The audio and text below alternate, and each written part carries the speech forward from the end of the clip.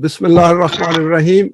Everyone welcome. Allah's knowledge, Alim, a divine attribute. This is the topic for today's talk. And these are some of the references which if anyone is interested to know more about this, they can consult these. And this is our contact. Outline of the presentation. Context of the presentation. Allah's knowledge, a quote. Recap dua, an outline through a schematic. Few worldly concepts of knowledge. Root of Alim. Context in which to see Alim. Knowledge hierarchy. Verses on various aspects of Alim as a divine attribute. Manifesting this attribute in our life, and conclusions. Context of today's presentation. I've quoted a verse here. I thought this should set the context because the Quran has directed us to get the knowledge of the book, that is the Quran. لَقَدْ مَنَّ اللَّهُ عَلَى الْمُؤْمِنِينَ إِذْ بَعَثَ فِيهِمْ رَسُولٌ مِّنْ أَنفُسِهِمْ يَتْلُو عَلَيْهِمْ آيَاتِهِ وَيُزَكِّيهِمْ وَيُعَلِّمُهُمُ الْكِتَابَ وَالْحِكْمَةَ وَإِنْ كَانُوا مِنْ قَبْلُ لَفِي ضَلَالٍ مُبِينٍ. Allah did confer a great favor on Mu'mineen when He sent among them a messenger from among themselves, rehearsing unto them the signs of Allah, helping developing their selves, and providing ilm to them in the book and its hikmat.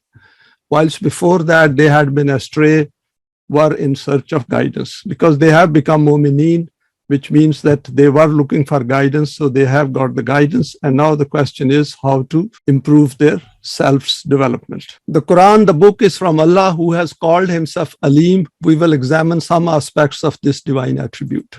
Now over here I have quoted a phrase from the book, The Human Self and Allah, Allah's knowledge as being Alim. If Allah is uninformed about the matters of His own creation, then what sort of Allah can He be? This is why the description of Allah's knowledge is given in great detail and with great emphasis in the Quran. And the reality is that the coordination and harmonization, organization and management of this system of the universe, which leaves intellects awestruck, can be done only by this being who has complete and full knowledge of everything, from a drop of water to the ocean, from a tiny particle to the sun. Such knowledge in which there is not an iota of guesswork or conjecture, speculation or doubt, sure knowledge and complete knowledge. Just as Allah's self is the most complete, in the same way His knowledge is also the completest. Now recap from dua. What I've done is, I thought this will be helpful if we just quickly go over it. And this is from our presentation last Sunday. First, a desire arises for guidance in life.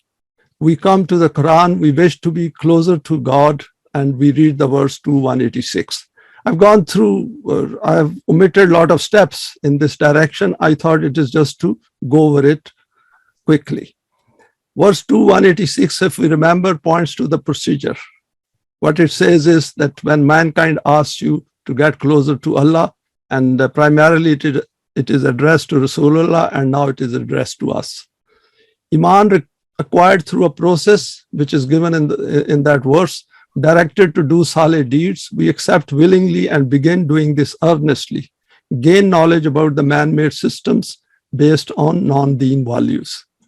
And then gain maximum knowledge of the Quran. We apply it and gain more knowledge, discuss with those who are on this path, remove our differences, agree on permanent values and the need for the system of deen. And then this process continues without interruption.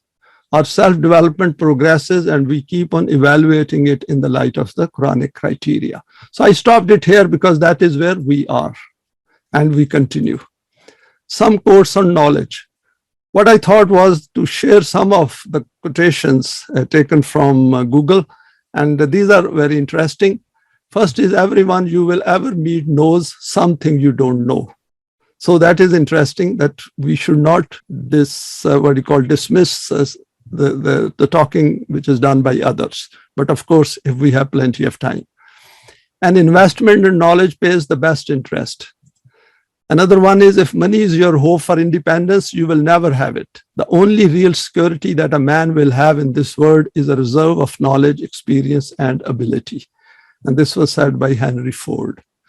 Doubt is the key to knowledge. This I thought was very interesting, because Quran also, the second chapter starts with this, that this is the book which removes doubts. There is no wealth like knowledge and no poverty like ignorance. Knowledge is power. Knowledge shared is power multiplied. I thought this was quite interesting. A good decision is based on knowledge and not on numbers. The greatest enemy of knowledge is not ignorance, it is the illusion of knowledge. And this is another interesting one, that we should be able to verify our knowledge. Knowledge without wisdom is like water in the sand. It disappears. Power is gained by sharing knowledge, not hoarding it. So we should try to share whatever we learn with others. Knowledge is no guarantee of good behavior, but ignorance is a virtual guarantee of bad behavior. Always seek knowledge, and which means ask. Knowledge is like paint. It does no good unless it is applied. I thought that was quite humorous. Knowledge is power, power to do evil or power to do good. Power itself is not evil, so knowledge itself is not evil. Over here, there is a sort of unease with this kind of phrases, but we can discuss it in question and answer session if we want. Knowledge and ignorance, few quotes to cheer us up. First one is, we live on an island surrounded by a sea of ignorance. As our island of knowledge grows, so does the shore of our ignorance. And this is quite interesting. If we use our imagination a bit, we can see that island of knowledge expanding and its shore becomes bigger and bigger. And that means we have a lot more to learn. The larger the island of knowledge, the longer the shoreline of wonder. And this is a bit more positive. And over here, what I've done is I've quoted a verse from the Quran. قُلْ لَوْ كَانَ الْبَحْرُ مِدَادًا لِكَلِمَاتِ رَبِّي لَنَفِدَ الْبَحْرُ قَبْلَ أَن تَنْفَدَ كَلِمَاتُ رَبِّي وَلَوْ جِئْنَا بِمِثْلِهِ مَدَدًا. Say, if the sea were ink for writing the words of my Rabb, sooner would the ocean be exhausted than would the words of my Rabb, even if we added another ocean like it for its aid. And if we look at another verse, which is Surah Al-Quran, verse 27, and the verse ends with Aziz and Hakim. Now let us look at the root of Alim. And I've quoted it here: to know about something in detail, recognizing something, understand the reality, acquire certainty, feeling something, find out factually. So all these part of the root of ilm. The one who acquires knowledge in this way is called an alim or scholar. The plural of alim is ulama, i.e. those who possess profound and established knowledge. The fundamental meaning of this root is that sign which distinguishes something from another thing. The Arabs hold ilm more sacrosanct than awareness. This is why they use this word for knowledge of Allah and not for consciousness or awareness. So merely being aware of something is not knowledge. Knowledge is far more than that. Hence, Allah can be called alim or alim. Wahi, the revelation, falls under knowledge, which is not the product of human intellect and reasoning. The Quran has declared hearing, observation, and the heart, which is called qalb, to be the means for the acquisition of ilm. At another place, intellect is also referred to as fawad. This thus includes ilm via both perceptual, that is through the senses, and conceptual knowledge, that is via concepts. But since ilm is knowledge when it reaches the level of certainty, hence the Quran has called wahi as ilm, and its antonym is ahwa, i.e. those self-created concepts or emotive beliefs of people for which they do not have any evidence or logic to support. This is the reason why the Quran places great emphasis on acquiring knowledge about the outer universe, as this ilm is based on reasoning, evidence, and proof. The invitation of the Quran towards this guidance is based on a rational approach based on evidence and reasoning. And this is taken from Lughat al-Quran. I have added another part to it, root of alim, because there is a lot about it which is noted in Lughat al-Quran. So we may like to revisit it. Some applications. The emphasis of the Quran on its proclamations is so firm that it refutes openly those who reject its message. Extreme rational thinking is demanded. Such a sign through which something can be recognized. Al-alam and alamatun. Signposts erected to recognize a path to or direction. National flag is also a sign. Alam with plural alameen is used for the universe and words respectively. The knowledge of the universe around us leads us towards Allah and serves as a sign. The Quran has often used alameen in terms of nations, for example, i.e. people existing in the same era. Also, different kinds of people are peoples of the whole world. Rabbul Alameen with reference to Rububiyat for the whole of humanity and also for the whole of the universe, context to be taken into account. So the context of Rabbul Alameen or Alameen used in the Quran, we have to look at it very carefully.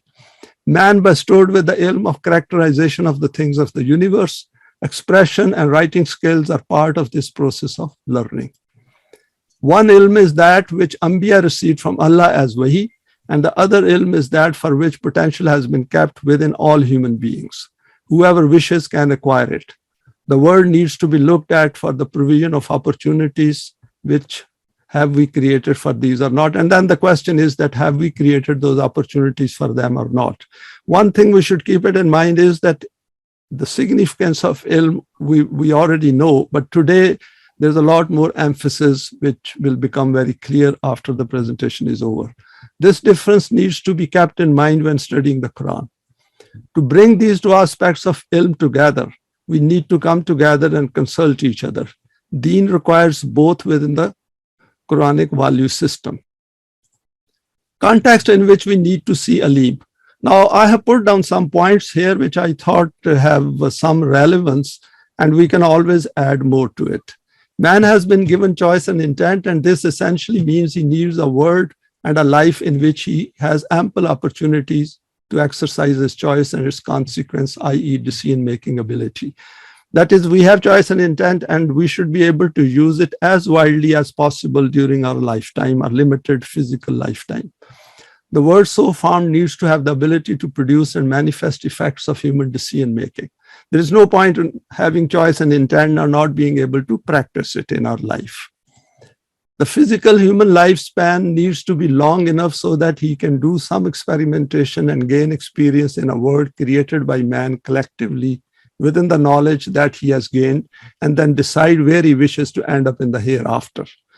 This is individual as well as collective, but as far as hereafter is concerned, we all know that it is an individual striving or individual self-development which decides for an individual where he or she ends up in the hereafter.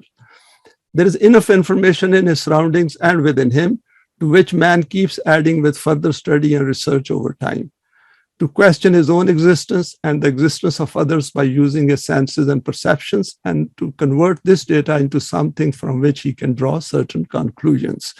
So in today's world, we can see there is so much work going on in all fields, even without the guidance of the Quran. So human beings have tremendous potentials. Their intellect is really extremely powerful.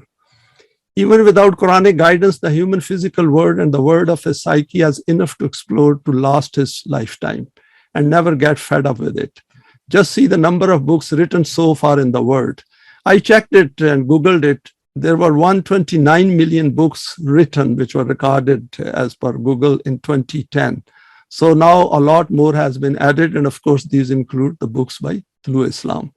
Most are the product of pure human intellect for which potentials are kept within each one of us by Allah, because Allah is Alim and Hakim. The exploration which will take place in the world of Deen has yet to come. A limited version of this model did wonders. We know it in the earlier era of Islam, how much work was done in that direction. Of course, later on, everything got contaminated. Just see the monumental work produced by Allama Pervez alone in this direction, and of course, Allama Iqbal. So how much one person can do, and we can see that what will be the shape of the world once the system of Deen is in place, which will be over and above the human intellect. Life is not meant to be cyclical, but instead is meant to be forward-moving, dynamic, and ever-evolving, and all this is implicit within the divine attribute of Alim. It is about making this facet of the concept of Allah absolutely clear to us so that we can recognize it, understand it based on evidence, and then pursue the goal to becoming Alim, inverted commas, within human limits at any point in time. Also to keep in mind this glad tiding that the that this becoming of Alim within inverted commas is never going to stop at any time in our pursuit of development of the self or Sirat-e-Mustaqim. The path is straight, balanced, and eternally extends into the hereafter. Knowledge hierarchy. Over here, I've quoted a figure taken from a book. I'll give the details here. The knowledge which the way human beings act is first they have a content knowledge. If we can look around and through our own experience, we can confirm it. Access to information comes through facts, charts, graphs, figures, data, through our senses, etc. Then there is a procedural knowledge to make sense out of it, how of problem solving, procedures to make sense of content knowledge. And then the third stage is metacognitive knowledge, where we apply our intellect. If we remember, this aspect was covered under critical thinking as well. And I put down some points here. Now, what I've done over here is that this is the route for human knowledge develop higher and higher, which is human direction of effort to gain knowledge on his own. And this is without the guidance of Wahi. But when the guidance of Wahi comes into it, then we can see that it comes as a final knowledge, as a complete knowledge. And then what we do is we apply to the human knowledge. Wahi, the Quran, provides complete knowledge of the required guidance as one whole. We figure out through our efforts its further details and applications by coming together. The system of Deen gets established. So this is just an idea for us that while vertically we go up, in the case of Wahi, it comes down and applies to whole of our life. Allah's knowledge encompasses everything. Over here, I'm going to share some verses on various aspects of Allah being Alim, and we will see how it applies to our life. Wahuwa bikulli shayin alim, of all things he has complete knowledge. Huwa al-awwalu wal-akhiru wal-zahiru wal-batinu wahuwa bikulli shayin alim. He is the first and the last, the evident and the imminent, and he has full knowledge of all things. Wasi'a Rabbi kulla shayin ilman afala tatazakkarun. My Rabb comprehends in his knowledge all things. Do you not reflect? And over here we can see that Rabb has come, which means it is in relation to Rububiyyat, that all that we need for Rububiyyat, it is there. Points to note here, knowledge of all things related to this word is placed within the reach of mankind. And we have discussed it before as well. Dr. Hamid mentioned it. These are the secrets of Allah, inverted commas, need discovery and application in our life for the good of mankind with no exception. So we have to make an effort and strive for it. Verse 57:3 sets the bounds of human knowledge, the beginning to be explored. The end has two aspects. Firstly, related to this word, and then to the hereafter. Never to be content with the visible side of things. There is a lot more within the depths of the universe, purposely kept there for us to explore and thus bring out the best in our known and not yet known potentials. So when Allah says about awwalu wal akhiru, it does not mean that he is, of course, telling us about him and his being infinite, but it also, in my view, points to this fact that there is nothing out of bound to think about. So we can go right to the beginning of the universe, which mankind is already trying their best, and also to look where it is going to end up, both in terms of our creation as human beings and how we are going to pass on to the next life. All fields of science need to be continuously developed through intense reflection and research. And verse 680 points to dhikr. The world and the universe has been placed within the reach of the human intellect for gaining knowledge, and all is meant to be explored by man. The only limiting factor is own self-doubt and self-imposed limits by human beings, which means if I think that I cannot achieve it, then it is definitely that I'm not going to achieve it. So our job is to set a goal very high and then pursue it. These verses define the extent of the knowledge which we humans can acquire and apply. The system of Deen will explore this side through emergent evolution. So in the system of Deen, there will be a lot of pace and a lot of intensity and a lot of acceleration put into acquiring knowledge and then going far beyond where the human intellect had reached at that point in time. Nothing hidden from Allah. لَقَدْ أَنزَلْنَا عَلَيْكُمْ كِتَابًا فِيهِ ذِكْرُكُمْ أَفَلَا تَعْقِلُونَ. I've quoted this verse from Surah Anbiya, verse 10, very famous. We have discussed it before as well, that Quran is for us. It contains everything about us. So it is zikrukum, it is our dhikr. So this is the context in which we should see all the divine attributes. Inna Allah la yakhfa alayhi shay'un fil ardi wala fis samai. From Allah verily nothing is hidden on earth or in the heavens. Qul anzalahu allazi ya'lamu sirra fis samawati wal ardi innahu kana ghafurun rahima. Say the Quran was sent down by him who knows that is in the heavens and the earth. Verily he is a Ghafur and Rahim. So we can achieve both of these aspects. That is, we can get the protection as well as the nourishment. وَمَا مِن دَابَّةٍ فِي الْأَرْضِ إِلَّا عَلَى اللَّهِ رِزْقُهَا وَيَعْلَمُ مُسْتَقَرَّهَا وَمُسْتَوْدَعَهَا كُلٌّ فِي كِتَابٍ مُبِينٍ. There is no moving creature on earth, but its risk depends on Allah. He knows the time and place of its definite abode and its temporary deposit. All is in a clear book. The important point over here is, which is actually very interesting as well, that Allah has provided all required risk for mankind for all times. But interesting over here is that it is a temporary abode. Our life over here, human life over here, physical life, which is roughly, let's say, about 100 years maximum, or around that. And then this stage will hand us over to the next stage, which is of the hereafter. So that is the important point over here. And we need to get as much information about our stay over here in this life and then try to look at what is coming. Kullun fi kitabin mubin, and everything is following laws. And this is supposed to be explored by us. If we are holding it back by thinking that, oh no, we don't know about it and we are not going to find out, then we will never find it out. Our job is to make an effort, and Quran does not put any restrictions on that. Now over here, what I've done is I have put a small schematic just out of interest. All these are long-haired scientists of the world, and this is the 21st century. And then if we convert it into deen, that will be our next stage, mustaqarraha wa mustawdaha.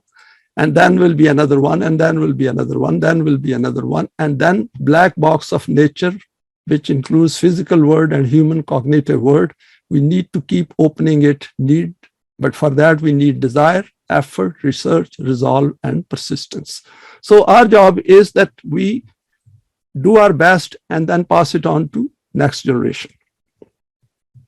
Iman in Allah's knowledge affects human conduct. Correct Iman in the divine attributes specifically influences the practical life of man. For example, Allah is all-knowing. He knows everything. Even if all human beings accept Iman in this divine attribute, he will still be all-knowing and all-aware. He was even all-knowing and all-aware at that time when no human being existed. Hence, the Iman of a human being has no effect whatsoever on Allah's attributes. From this, it is his own life which is reformed. So that is an important point which we should remain focused, and I know on this platform we are very focused on that. Whatever we do in the light of the Quran will benefit us. If it is a strong conviction of some individual that, leaving aside the tangible deeds of life, Allah is cognizant of even the inner intentions of his heart, and together with this he also has Iman in this fact that no deed can remain without a consequence, then imagine to what extent his life will be under the obedience of the divine laws. If such an Iman, instead of being in a single individual, emerges in the heart of a Jamaat, and then moving forward from a Jamaat, the majority of mankind comes towards this, then this world, which today has become an absolute hell due to a dearth of this Iman, will transform into such a paradise in which there will be an environment of peace and tranquility from every direction. And I've taken it from Human Self and Allah, page 203. Allah is knower of all hidden and manifest deeds of human life. قُلْ إِن تُخْفُوا مَا فِي صُدُورِكُمْ أَوْ تُبْدُوهُ يَعْلَمْهُ اللَّهُ وَيَعْلَمُ مَا فِي السَّمَاوَاتِ وَمَا فِي الْأَرْضِ وَاللَّهُ عَلَى كُلِّ شَيْءٍ قَدِيرٌ. Say, whether you hide what is in your hearts or reveal it, Allah knows it all. He knows what is in the heavens and what is on earth, and Allah has power over all things. The point over here is, Wallahu ala kulli shay'in qadir. There are precise scales for everything. If we see some randomness, then we should make an effort to find out those scales, and that is part of pursuing knowledge. Ma ala rasool illa al balago wallahu ya'lamu ma tubduna wa ma taktumun. The messenger's duty is but to proclaim, that is Allah's message, but Allah knows all that you reveal and you conceal. I've given two different colors to this because the first one is our responsibility. That is, we have acquired whatever knowledge of the Quran we have acquired, we need to pass it on to others and also share it and think through it, because that is how our self develops. And second part is that there will still be something which will not be revealed to us right at the first stage, but as we go through this procedure, more and more will come to our notice. وَهُوَ اللَّهُ فِي السَّمَاوَاتِ وَفِي الْأَرْضِ يَعْلَمُ سِرَّكُمْ وَجَهْرَكُمْ وَيَعْلَمُ مَا تَكْسِبُونَ. He is Allah in the heavens and on earth. He knows what you hide, what you reveal, and He knows that which you earn. And it is in reference to our deeds. So very important that we should be aware. In fact, a stage comes in our life, we know it, that as we become more aware of our own thoughts and deeds, we exactly know how our self is developing. These three verses require a profound reflection. First, scaling and precision is everywhere. If we don't see it, we should make an effort to find it out. If we can't see it, make an effort to detect it and learn its modus operandi, that how does this scaling aspect works in human life. In physical life, we know there are very precise scales. For example, in the manufacturing of cars, we can see that. Secondly, passing the message on is our responsibility and getting organized when we come together. Thirdly, we are here to make use of the heavens and the earth, not to lay ownership over them. So that is the important thing, that we shouldn't hold on to that, because holding on to that contaminates our minds. Our self defines us, and what we do with this self through our deeds, that is where we need to remain focused and interested, and we should avoid distractions. This is important because وَيَعْلَمُ مَا تَكْسِبُونَ, that we are fully aware what exactly we are doing in our life on a day-to-day basis. Self-deception not possible, hypocrisy cannot remain unnoticed. أَوَلَا يَعْلَمُونَ أَنَّ اللَّهَ يَعْلَمُ مَا يُسِرُّونَ وَمَا يُعْلِنُونَ. Know they not that Allah knows what they conceal and what they reveal. And this is important, that wherever Allah says that He knows it, that means we should also make an effort to know all those aspects which are related to our human world. يَعْلَمُ خَائِنَاتَ الْأَعْيُنِ وَمَا تُخْفِي الصُّدُورُ. Allah knows of the tricks that deceive with the eyes and all that the hearts conceal. So there is a physical side of it and there is a cognitive side of it. This verse is very interesting. Alam tara anna Allah ya'lamu ma fis samawati wa ma fil ardi ma yakunu min najwa salasati illa huwa rabi'uhum wala khamsatin illa huwa sadisuhum wala adna min zalika wala aksara illa huwa ma'hum aina ma kanu summa yunabbi'uhum bima amilu yawmal qiyamati inna Allah bikulli shay'in alim. See you not that Allah knows all that is in the heavens and on earth, and His knowledge so precise that there is not a secret consultation between three, but He makes the fourth among them, nor between five, but He makes the sixth, nor between fewer nor more, but He is with them. So Allah knows exactly what goes on in the human world whenever we make consultation, when we have thoughts arising in our mind, and Allah knows about them. Wheresoever they be, in the end will He tell them the truth of their conduct. So the system is so precise that everything gets noticed on the day of judgment. For Allah has full knowledge of all things. Now I have added some notes here. Human beings are a complex creation with emotions, desires, intellect, and the ability to hide intentions. I might have missed some other points as well. Each of these areas has numerous facets. Hence, each one of us displays these combinations in various situations in our daily living. Verse 59:7 points to an important fact. Allah has given us total freedom to make our choices in our life, and even if He knows these choices, He has made this decision not to interfere in this choice. And these kind of doubts arise in our heart that so much wrong goes on in the world. Why does Allah not interfere? And we can understand that Allah Himself has explained it, that He is not going to interfere. Each of our choices has the potential to live its full life so that we get what we aimed for. And this is important. Each of our choices has the potential to live its full life so that we get what we aimed for. So if we are doing something wrong and we think that I'm getting away with that because Allah has not interfered and I'm becoming very successful, then we should pause, reflect, and think about it, because everything is getting accounted for. Knowledge of past and future. يَعْلَمُ مَا بَيْنَ أَيْدِيهِمْ وَمَا خَلْفَهُمْ وَلَا يُحِيطُونَ بِشَيْءٍ مِّنْ عِلْمِهِ إِلَّا بِمَا شَاءَ. He knows what appears to his creatures as before or after or behind them, nor shall they compass aught of his knowledge except as per his Mashiach. Which means that whatever knowledge we are gaining, it is meant to be gained by us. وَلَقَدْ عَلِمْنَا الْمُسْتَقْدِمِينَ مِنْكُمْ وَلَقَدْ عَلِمْنَا الْمُسْتَأْخِرِينَ. To us are known those of you who hasten forward and those who lag behind. So everything is taken care of and is accounted for. Alimul ghaibi wa shahadati wa huwal hakimul khabir. He knows the unseen as well as that which is manifest, for he is Hakim and Khabir. There's a lot here for us to learn and become conscious of. These are various facets of becoming alim which we need to acquire. These will become part of the educational system of Deen. I thought there are a number of points here, like in the first one is about what is going on, and we are supposed to know it, what we have left behind and what we are sending forward. And second is that Quran over here puts emphasis on that we should gain knowledge of the past as well as the present and also what is coming next. And not only at individual level, at collective level, and of course on a universal level. And over here, Alim al-Ghaib is the unknown. We should try to get as much information about the unknown and what manifests, and what manifests, again, it has hidden part of it, what it implies. And then is Hakim and Khabir. These both are divine attributes as well. Knowledge of the unseen is only for Allah.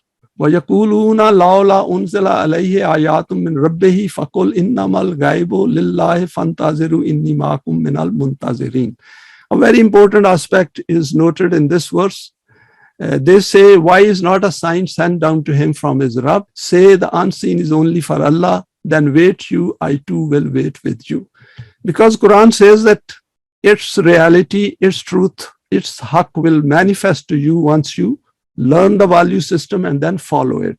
And then the results will start manifesting themselves before you, individually as well as collectively. Because our deeds take time to manifest their results, hence that becomes a part of unseen. And that is why Quran says, Innamal ghaibu lillahi. So at that point, only Allah knows, because he knows the secrets of human hearts.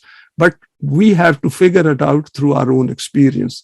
That is called Tawilul Ahadith. Kulla ya'lamu man fis samawati wal ardil ghaiba illallah. Say, none in the heavens or on earth except Allah knows what is hidden. Yasalunaka anis saate ayyana mursaha kul innama ilmuha inda rabbi la yujalliha liwaqtiha illa huwa saqulat fis samawati wal ardi la ta'tikum illa baghtatan yasalunaka ka'annaka hafiyun anha qul innama ilmuha indallahi walakin aksaran nasi la ya'lamun.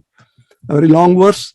They ask you about the hour, when will be its appointed time. This is something which people will ask who confront, when they are confronted with the Quran, that okay, go and bring your punishment on us. Say, the knowledge thereof is with my Rabb. None but he can reveal as to when it will occur. Heavy were its burden through the heavens and the earth, only all of a sudden will it come to you. They ask you as if you were eager in search thereof. So they think also that people who are passing on the message, that they are also interested that their destruction should arrive quickly. That is not the point here. The Quran over here says that you keep making your efforts. Like over here, Quran says, "Fantaziru inni ma'akum minal muntazirin." So we need to keep that in our mind, that all collective deeds take time to manifest their results. The knowledge thereof is with Allah, most mankind know not. And walakinna aksaran nas la ya'lamun means that if we make an effort, we can have a fairly good knowledge, we can gain that which way the word is heading. Deeds take time to manifest their effects. Hence, only Allah knows about the timing of the appearance of the cumulative effect. However, we can have some understanding of the direction which events in life move. Wahi is related to the unseen. Zalika min ambail ghaibe nuhihe ilaika. This is part of the tidings of the things unseen which we reveal unto you. Nahnu nakussu alayka ahsanal qasasi bima awhayna ilayka hazal Qur'ana wa in kunta min qablihi laminal ghafilin. We do relate to you the balanced accounts in that we reveal to you this Quran. Before this, you too were among those who knew not. So when we know it that when we study the Quran, there are a lot of aspects of ordinary events of life which human beings don't look at, and we can only look at them when we see them through the Quranic value system. And this aspect will become even more clear as we will go through the verses and see that how things, the Quran has pointed to many aspects of human cognitive aspects where ordinary human can never ever reach there. And that is an important aspect of what is noted over here, that what is given in the Quran, it might look as if these are the stories from the past. They are not the stories from the past. If we look at them very closely, a lot of knowledge is hidden there or is implied there, which we need to look at and apply it to the world in which we live. Tilka min ambail ghaibi nuhiha ilayka ma kunta ta'lamuha anta wala qaumuka min qabli haza fasbir innal aqibatul lil muttaqin. Such are some of the accounts of the unseen which we have revealed unto you. So these are the aspects which are revealed in the Quran from the past, and to Rasulullah, they served as guidance for establishing that system at that time. And they are again guidance for us in today's life, because basic human beings are the same. Whatever technology advancement we might have, the human being hasn't changed. It's the same human being who lived right at the beginning of time and today. Because it would have been injustice if the human being had changed and his intellect had changed. For the end is for those who are muttaqeen. So this is very interesting verse over here. Why it points to that wahi is related to the unseen. There is no doubt in that. Ambail ghaibe. But over here is innal aqibatan lil muttaqeen, that it is the whole system is geared to this, that those who become mu'mineen and muttaqeen and muhsineen and all those characters which Quran has pointed of mu'mineen, they are the ones to which the whole system is geared. So wahi is primarily pointing to us, those who have come on this path, that you should never give up and continue your efforts in this direction. Wahi puts before us the ultimate reality of an event, an incident which is needed to be applied to our life's events individually as well as collectively. So that is important point here. This eliminates the possibility of stating, in my opinion. So when we are talking within the Quran, then we should be very clear that what is my opinion and what is my opinion within the Quran. So wherever it is within the Quran, we should quote a verse and then say this is according to this. Of course, then we let others know that in case our understanding is different from theirs. We learn to say this, what the Quran says, and then quote a related value. We develop firm iman that the results of our solid deeds will manifest. This growth takes place based on evidence. So it is not becoming muttaqeen that we don't know that we are becoming muttaqeen. The change which comes within us, and of course by coming together, that points to us that our path is right. False gods have no knowledge of the unseen. وَيَعْبُدُونَ مِن دُونِ اللَّهِ مَا لَا يَضُرُّهُمْ وَلَا يَنْفَعُهُم وَيَقُولُونَ هَؤُلَاءِ شُفَعَاؤُنَا عِندَ اللَّهِ قُلْ أَتُنَبِّئُونَ اللَّهَ بِمَا لَا يَعْلَمُ فِي السَّمَاوَاتِ وَلَا فِي الْأَرْضِ سُبْحَانَهُ وَتَعَالَى عَمَّا يُشْرِكُونَ. They serve besides Allah things that hurt them not, nor profit them. And they say, these are our intercessors with Allah. So people, even those who come towards the Quran at times, they are not as focused as the Quran is asking us to be focused. Say, do you indeed inform Allah of something He knows not in the heavens and on earth, accomplisher of His Mashiach and supreme, far above the shirk which they ascribe. So Quran has pointed to this fact that we should be very careful. If we want to achieve maximum benefit from the Quran, then we have to become alim about all these things, that we should acquire this knowledge.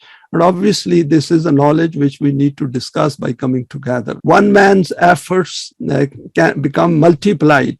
As somebody said, that knowledge, when it is shared, it becomes multiplied. قُلْ لَا يَعْلَمُ مَنْ فِي السَّمَاوَاتِ وَالْأَرْضِ الْغَيْبَ إِلَّا اللَّهُ وَمَا يَشْعُرُونَ أَيَّانَ يُبْعَثُونَ. Say, none in the heavens and the earth except Allah knows what is hidden, nor can they perceive when they shall be raised up. Part of our becoming alim is to know the fundamentals of the human self and its proclivity to contamination from attraction to gods other than Tawheed. So we should be very, very careful. And we remember there was a presentation on psychological idol worshipping in which a number of points were covered. Both aspects are noted here, i.e., if we are in a state of shirk, then we need to treat it ASAP. And once we are out of it, then to become aware of not reverting to it. So this is important, that if we think that at some point in time, we have resorted to some kind of mixing up our consciousness with other than Allah, then we should try to seek help from the Quran and even discuss it. Bearing our hereafter in mind is an essential part of this journey of life. Meaning of le nalama. Some of these terms are used in the Quran, and I took it from the human self and Allah. For further details, it will help if we can go through it from the book.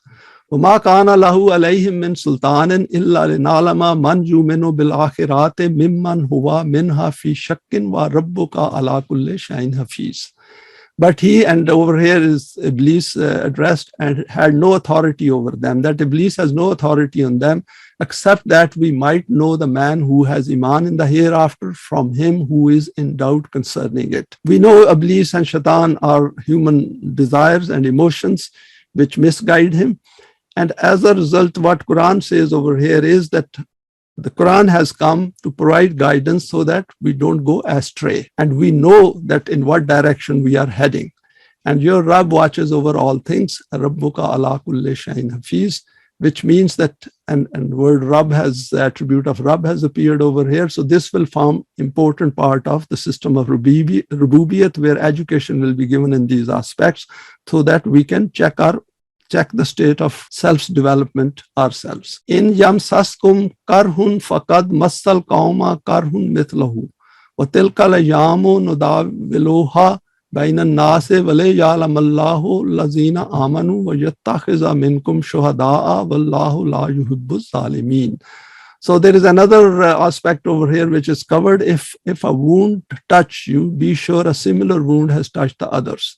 So this is something which we should keep it in mind, that all of us human beings, whether we have come to the Quran or not come to the Quran, we go through some kind of trials and tribulations in this life.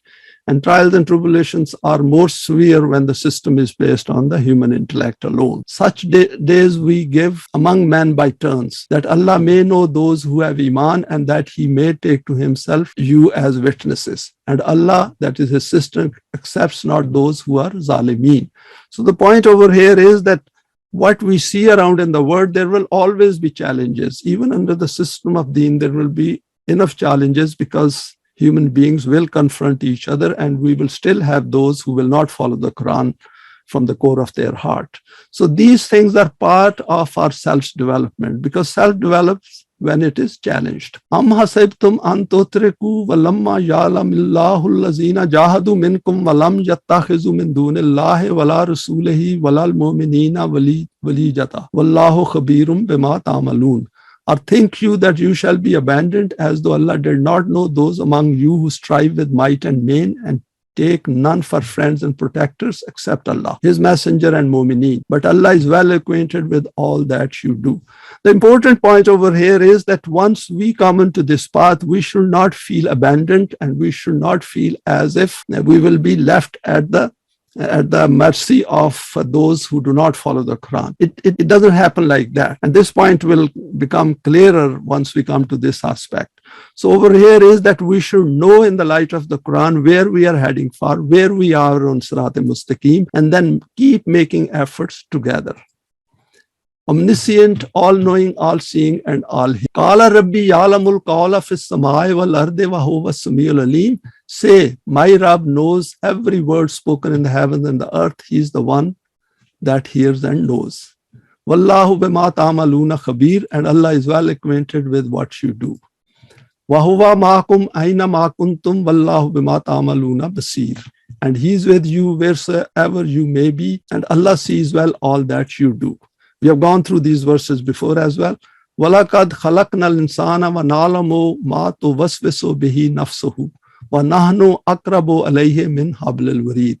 It was we who created man, so he knows everything, and we know what suggestions his self makes to him, for we are nearer to him than jugular vein. So it should never cross our mind that all of us who have come to the Quran, that Allah does not know it. Allah knows everything, and we should with full confidence know in our heart that he knows my intentions, he knows my thoughts, he knows my desires, he knows my emotions and everything. And that is very important for us to get strength from the Quran. Acquiring an extremely high sense of awareness in our cognitive life keeps us on Sirat al-Mustaqim. The law of requital. فَمَنْ يَعْمَلْ مِثْقَالَ ذَرَّةٍ خَيْرٍ يَرَهُ. Then shall anyone who has done an atom's weight of good witness it. وَمَنْ يَعْمَلْ مِثْقَالَ ذَرَّةٍ شَرٍّ يَرَهُ. And anyone who has done an atom's weight of evil shall witness it. وَخَلَقَ اللَّهُ السَّمَاوَاتِ وَالْأَرْضَ بِالْحَقِّ وَلِتُجْزَى كُلُّ نَفْسٍ بِمَا كَسَبَتْ وَهُمْ لَا يُظْلَمُونَ. This particular verse we have gone through numerous times. And Allah created the heavens and the earth as al-haq, so that each self may find the recompense of what it has earned. This is important here. Kasabat. We should not keep our thoughts to ourselves. These should manifest in our deeds in the outer world. If we are convinced of the Quran, then we should make an effort to pass it on to others, and none of them be treated with zulm. And zulm, we know it is injustice. If something has to be at a place and it is moved from there, that means it is zulm. Witnessing this aspect of self's highly increased awareness and the changes taking place within us is part of this process of Allah's being Alim, and as a consequence, we manifest this knowledge within our psyche. An important aspect is that we check this inner state of development of ourselves using the signposting of the Quran and never resort to self-justification.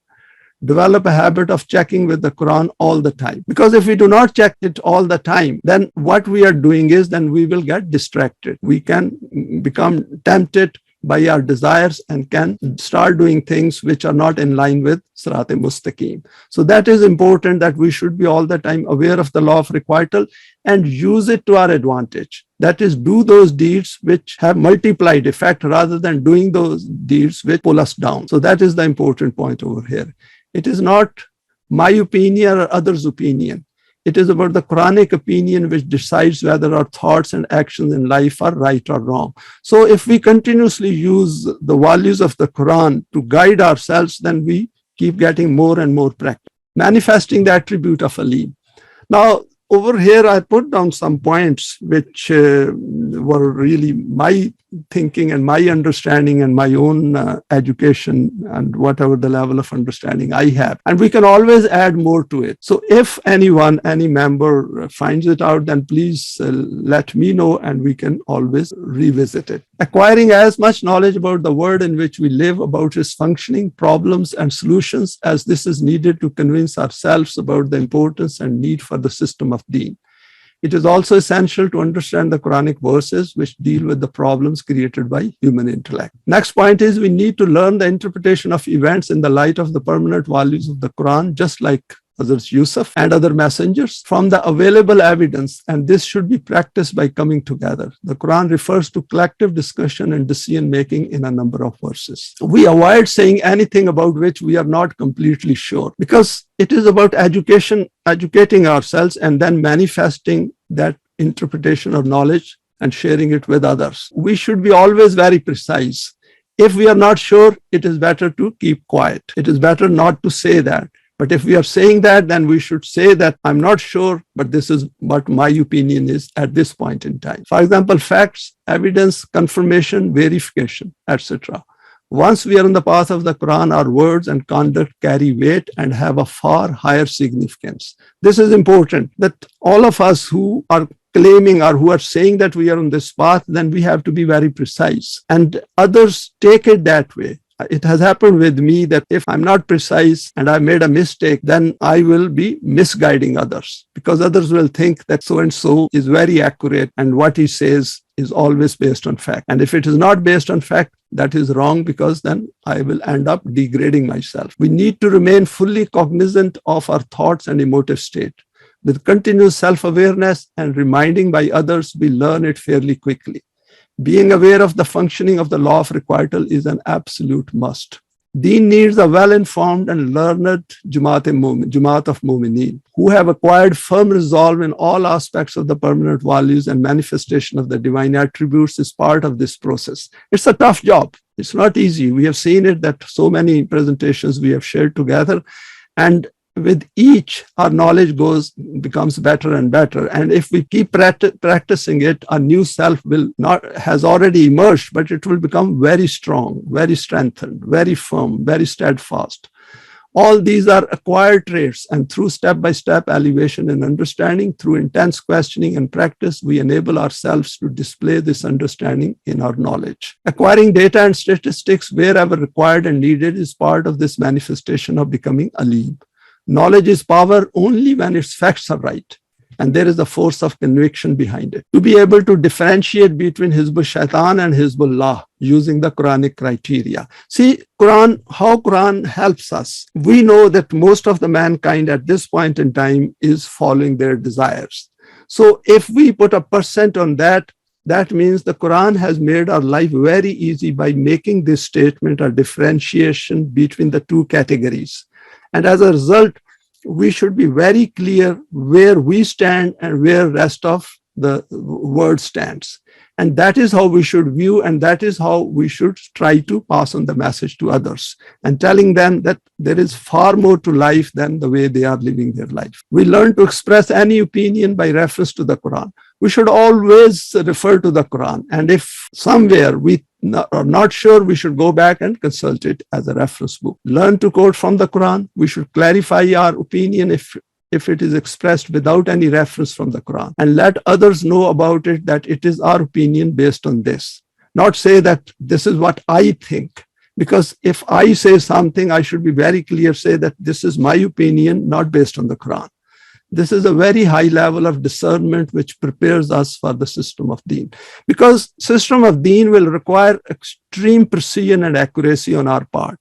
So we cannot afford to make mistakes, and others will see us as well, that this person or this Jamaat always goes back to the Quran and consults it. So if they are going to win an argument with us, they will have to go to the Quran and consult it, because they know that we are firmly on the Quran. Conclusions.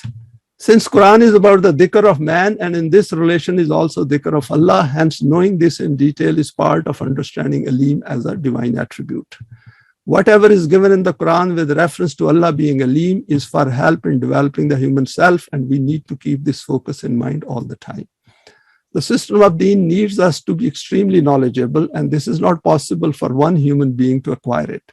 Hence the need for coming together and learning about the world around us as much as possible, and then thinking beyond this world towards the system of Deen. Since human life is going to go into the life of the hereafter, hence it is a need of the human intellect and consciousness to keep learning and discovering.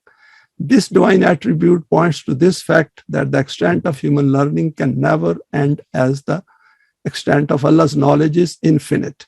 And man has the potential to learn more and more if we develop that desire and motivation within us. So if we want to share or find out what is going to be in the hereafter, then we should have a desire and motivation right here. So when we leave this world, we should be at a very high level of becoming Alim ourselves. Human concerted efforts based on accurate knowledge lead to results in this life.